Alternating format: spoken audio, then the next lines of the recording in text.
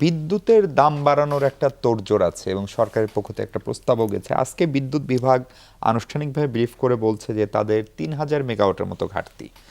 আমরা এনএলডিসির ডাটা বা পিজিসিবির ডাটায় যেটা দেখছিলাম যে ১৮০০-১৯০০ মেগাওয়াট ঘাটতি, কিন্তু আরইবি আবার দেখাচ্ছে তার ঘাটতি ২৮৯২ বা প্রায় ৩,০০০-এর কাছাকাছি। তাহলে মানে মোট ঘাটতির চাইতে আরইবির ঘাটতি কিভাবে বেশি হয়? তার মানে কি তথ্য লুকানোরও কোনো প্রবণতা আছে, নাকি এটা বরাবরই হতো?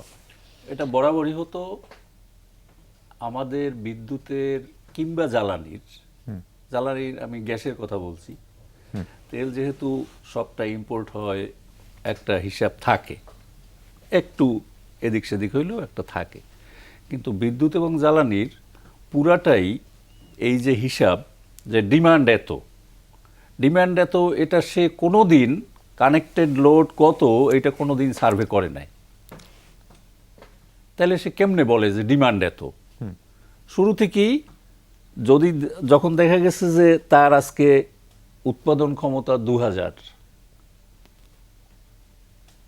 গ্রীষ্মকাল, লোডশেডিং স্বাভাবিক, তখন সে একটা বলে দিত যে ২,০০০ উৎপাদন হবে, চাহিদা ২৪০০, তো ৪০০ আমার লোডশেডিং। কিন্তু চাহিদা তো তখন ৩৪০০। তার মানে লোডশেডিং হচ্ছে আসলে ১৪০০। হ্যাঁ, এটা সবসময় এইটাই হয়। আর এইসব সিচুয়েশনে আরইবি হইল একটা খুবই ঝামেলার মধ্যে থাকে, কারণ মাঠে তাকে ফেস করতে হয়। মানুষ এসে আরইবির অফিস ভাঙতে, আরইবির লোককে মার দিতে কোনো সমস্যা নেই। ডেস্কো ডিপিডিসিতে তো কেউ আসে না, শহরের মানুষ। হ্যাঁ, যে কারণে তারা এক ধরনের তাদের সেফটির জন্য এটা প্রকাশ করে।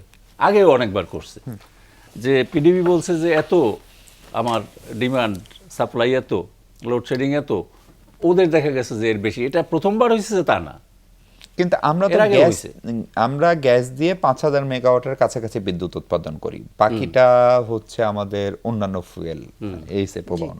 ফলে এখন যদি বিদ্যুতের দাম এভারেজ পিডিবি যে প্রস্তাব করেছে ২০% বেশি, সেইটা যদি আমলে নেয়, সচরাচর বিআরসি তাই করে, সরকার যেটি চায় সেটি করে, তাহলে সেই ধাক্কা আমরা সামলাতে পারবো? এখন একটা গ্রামাঞ্চলে একটা কথা আছে, তুমি কিল কয়টা খাইতে পারো? বলে যে বাইন্দা দিলে যতগুলি দেন অতই খাইতে পারবো।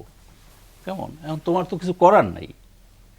আর একটা ওই আলম ভাই যেটা বললো, একটা যে এই যে জ্বালানির দামটা নিয়ে যে ইয়ে করলো, আমার সাপ্লাই আছে, আমার মজুত আছে, সাপ্লাই নাই, আমি পাচ্ছি না, যেটা আপাও বললেন, তাইলে এটা কেমন কথা? তাইলে কি এটার পিছনে কোনো দাম বাড়ানোটার ইত্যাদি সমস্যা, এসব কিছু থাকতে পারে? এটা অনেকেই এখন বলছে। আর একটা জিনিস আমরা দেখতে পারি যে এনার্জি সেক্টরটা হইল সরকারের রাজস্ব আয়ের জন্য একটা সোনার খনি, এবং এনার্জির দামটা যত বাড়বে তার কিন্তু রাজস্ব তত বাড়বে। কেমন? ট্যাক্স, ভ্যাট ইত্যাদি সব মিলে প্রায় 35% তো সে নেয়। এই 35%-এ ১০০ টাকা যদি দাম থাকে তাহলে যা হবে ৩৫ টাকা, যদি ১৫০ হয় তাহলে ওই রকম ১৭.৫ টাকা, ১.৫ গুণ। কেমন?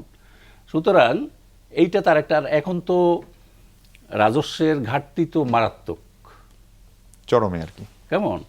কাজে এটা থাকতে পারে যে আমি এই যুদ্ধ, এই পরিস্থিতি, এই সুযোগে আমি দামটা বাড়াইয়া কিছু রাজস্ব আহরণ করি। জি।